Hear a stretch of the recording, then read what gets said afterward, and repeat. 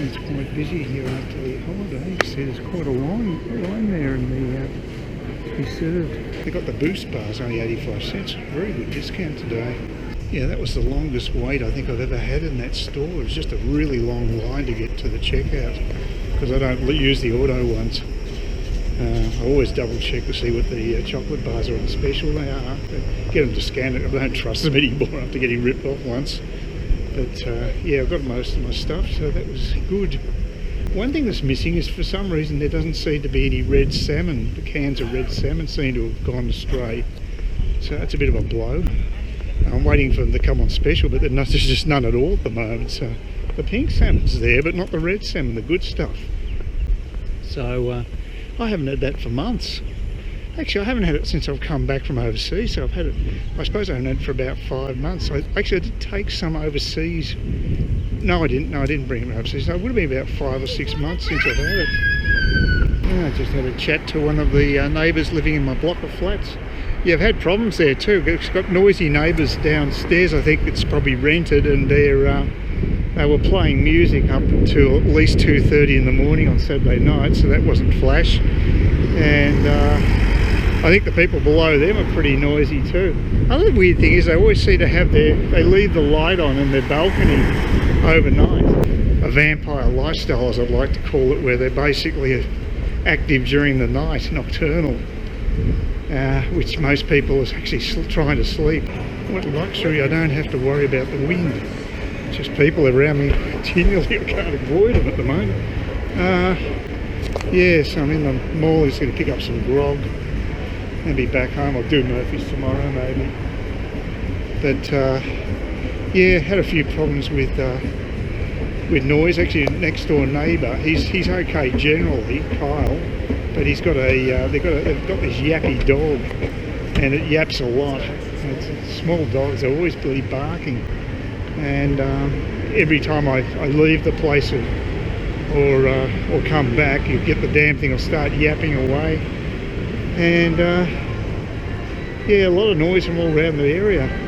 I was talking to Michelle, who's that neighbour I just bumped into, and she's down near the pool, so she's down the rear end of the property and doesn't hear any of that, so she's okay. And she's surrounded by people who are owners actually of their flats. So I don't know what the mix is. I said to probably about 60-40 in favour of owners, or 40-60, I don't know.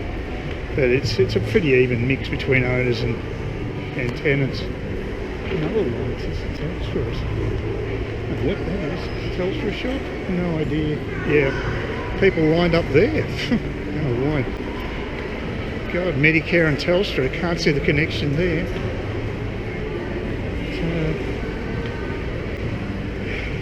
Yes, it's got beautiful background music. I suppose I can hear the bass, but it's enough to have a copyright strike, no doubt, given the craziness of YouTube. Well, I got the grog I wanted, but after swiping the card, the woman rushed off to there's some problem with the freezer door. She hadn't given me the receipts. I have to wait around for that.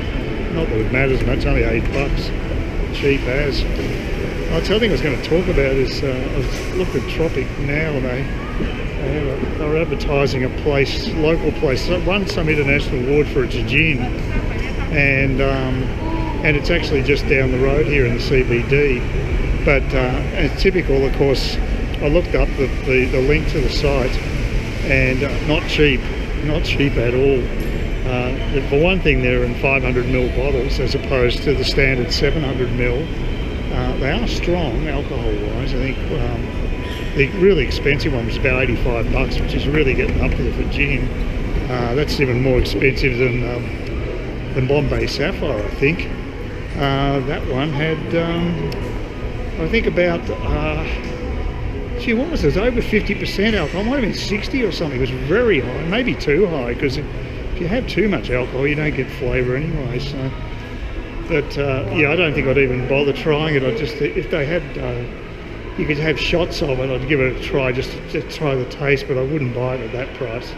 Well, considering I can get my the gin I buy, the Windsor gin from Murphy's, for around $33 for 700ml. It's not as strong. It's about, I think it's 39% alcohol by volume, 38 or 39%, but it's fine. And it's bloody good value, and consequently I don't get that pissed if I drink it anyways, which is good. It's just a refreshing drink with a little bit of alcohol kick to it, so it's a good combination. So it really is a good drink to have in tropical climate, the old G&T, a real stalwart. So quite happy with that. Anyway, so here we go. But yeah, it's actually quite a good site. At least it doesn't. I'll give you the full stories on Tropic now, whereas it, with the Cairns Post, they only give you the headlines. They never give you. They only give you full stories if they're trying to sell you something, like it's a real estate thing or something. That's the only time they'll show you the whole story. So it's really sucks. Cairns Post, in my opinion. Anastasia Palaszczuk, you've done it again. I think you're doing everything possible to lose the next election. And maybe that's not a bad thing. You've been in for some time. But cop this. This is an excerpt from Chris Smith filling in for Alan Jones today on 2GB. This is in regards to public servant pay rises during the coronavirus. This is unbelievable stuff. Cop this. We're told tens of thousands of Queensland public servants will still receive a pay rise in the middle of the pandemic. The Courier Mail reports the Labor government has struck a deal with unions to ensure a pay increase because of administrative delays. The agreement flies in the face of claims by the Premier, Anastasia Palaszczuk, on April 12 that these pay rises were on hold. Not to be. A deal's been struck. The deal to ensure the pay rises will still occur is detailed in a letter written to the Queensland Council of Unions of Treasurer Jackie Trad and Industrial Relations Minister Grace Grace. In the letter, Ms Trad said that the government would enforce the pay freeze from July 1. It's a rort. How out of touch are these people? Not only are they refusing to take a pay cut like the rest of society during a pandemic, if they're lucky, they are actually receiving a planned increase, despite the Premier promising on April 12 that it was on hold to try and hose it down. That is disgusting. Elon Musk has branded the British scientist who predicted 2 million US coronavirus deaths without a lockdown a moron and a tool after he was caught breaking his own social distancing rules to see his married lover. The billionaire SpaceX and Telstra tycoon is among many Americans who oppose strict social distancing measures and are voicing their anger at Professor Neil Ferguson for his hypocrisy. Good on you, Elon. Musk also rubbished Prof. Ferguson's fake science, which forecast apocalyptic death tolls in the UK and US if both governments did not enforce social distancing. The Imperial College London scientists' worst-case scenarios of 2.2 million victims in the US is credited with spurring President Trump and the White House into action on March the 17th. The CDC issued social distancing guidelines day after Ferguson's report reached American experts. But the 51-year-old last night quit Britain's top scientific body after it was revealed his left-leaning lover, Antonia Stats, 38, left her $2.5 million home and travelled across London to spend the night with him. Ms. Stats has an open marriage with her husband. Of course she does. That is a blatant breach of social distancing guidelines in force in Britain, which are similar to those in many parts of America. Musk has now waded into the outcry, echoing across both sides of the Atlantic after the hypocrisy is exposed. Responding to a tweet about Prof. Ferguson's resignation, the billionaire space founder said, "What a tool." And I'd have to agree. Labelling him a moron, Musk wrote, "Something more should be done. This guy has caused massive strife to the world with his absurdly fake science." Musk has been a vocal critic of the lockdown for infringing liberty and stymieing businesses. In a conference call with investors last week, he even branded the United States social distancing measures fascist. But while curbs to everyday life are steadily being eased in some states across America, much of the population remains under strict lockdown. There are also growing anti-lockdown protests taking place in states including Michigan and North Carolina, which have at times been encouraged by President Trump, who is determined to get the US economy moving again. Fox News host Tucker Carlson also seized on Ferguson's hypocrisy, saying he was obviously an appalling hypocrite.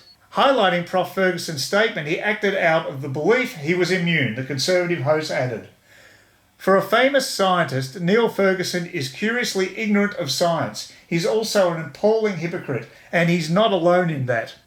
So many of the people making our policies are like this. Almost compulsively, again and again, they do the very things they punish us for doing.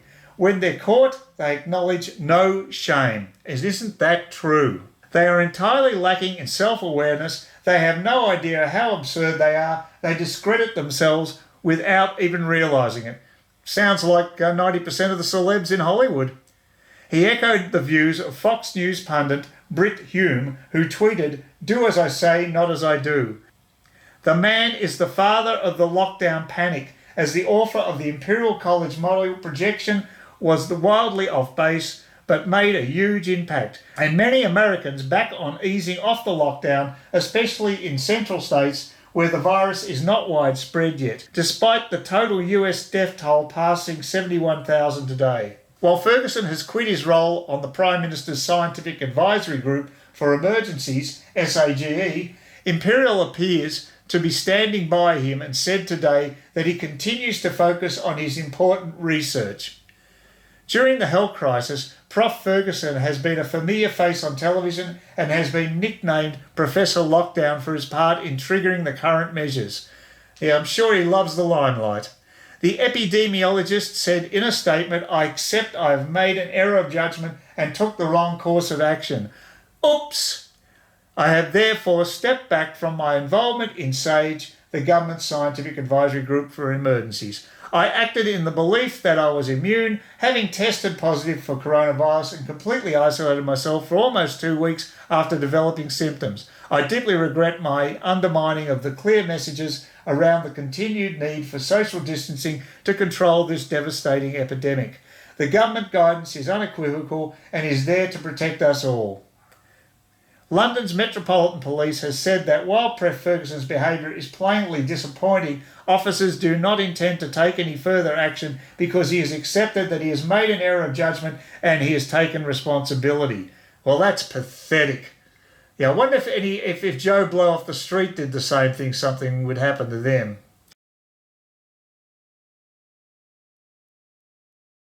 Please consider subscribing to my channel if you think there's anything there of use to you or entertainment or whatever. And either do that or give me a thumbs up, or if you're feeling really energetic, do both. That'd be great. But please don't ignore me. That's the worst thing you can do on YouTube, is be ignored.